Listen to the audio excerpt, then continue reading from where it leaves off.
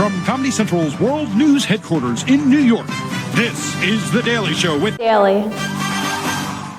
Welcome to The Daily Show, hosted by Daly. On today's segment of 15 minutes, where we talk about issues and get others' opinions, we will touch on the idea of, what are people for? Society is so heavily engraved in the technology era. Everywhere you go, people are on their phones and laptops, and while some people believe that technology can improve the job industry, others believe it can completely destroy it.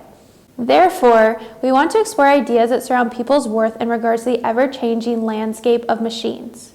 To discover the depth of these ideas, joining us today, we have our special guest, Lauren. In 2013, Oxford University researchers argued that machines perform almost half of the U.S. jobs in the next 20 years. As I understand, you are an integrated business and humanities student. How does this make you feel surrounding what people are for? It is a sweeping statement to understand that someone could spend a vast amount of time studying in a particular field, only to have their job overtaken by a machine in the next few years.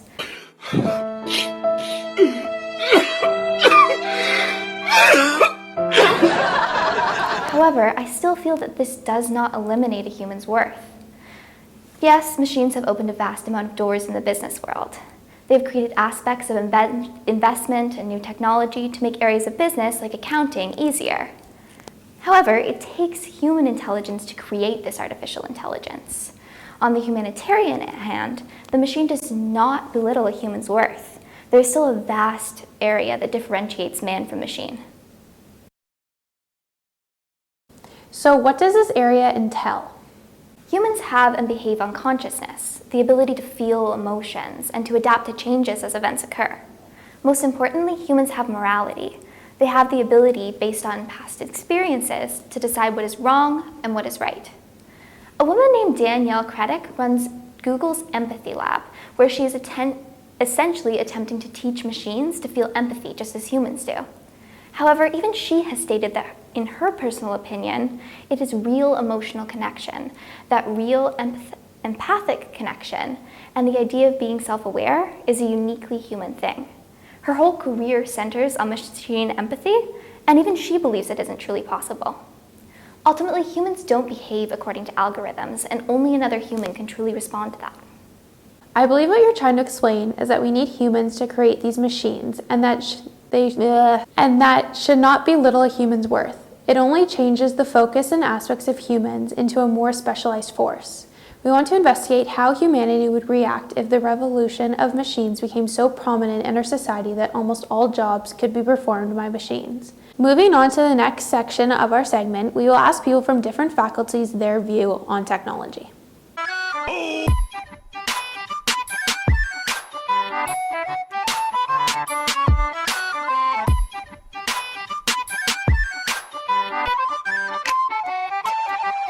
No. Yes. Wait, do I look disheveled? No, you look fine. Sorry, right here? Okay. Alright, I'll just hold all you guys here. Machines will replace humans one day. No. Yes. One day. Yes. Replace humans one day. No.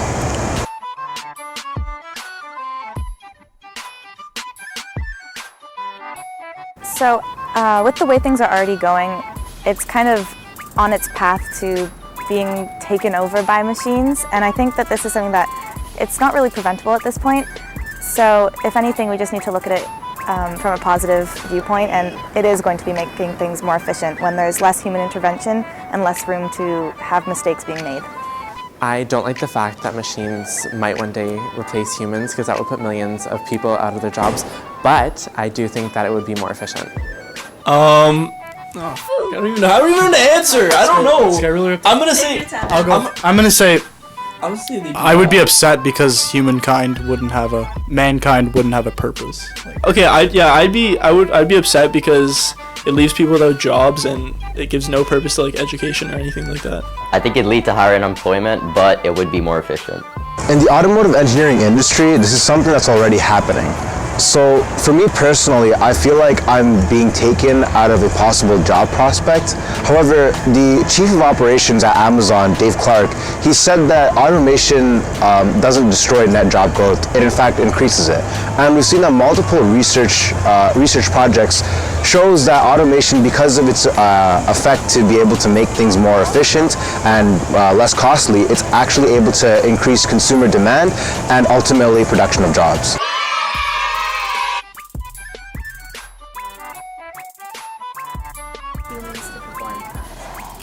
Okay. What was my answer for this? What did I say before?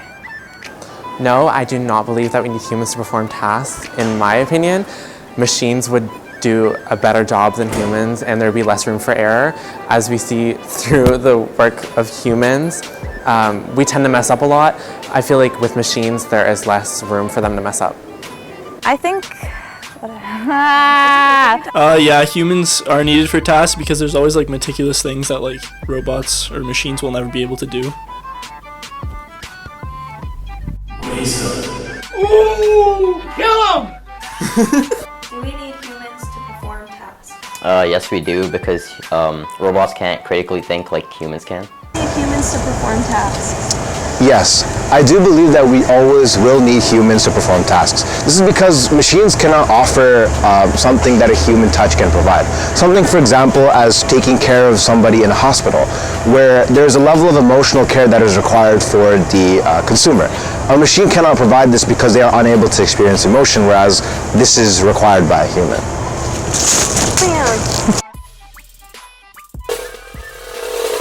Okay, so machines are bound to take over, but there will always be humans behind the machines, managing the machines, developing the machines, and creating the machines. After today's episode, I think that we can all agree that even with efficient technology, we still need people. Humans have emotions such as empathy and morality that technology just can't replicate. Thank you for tuning in to The Daily Show hosted by Daly, and we'll see you next time.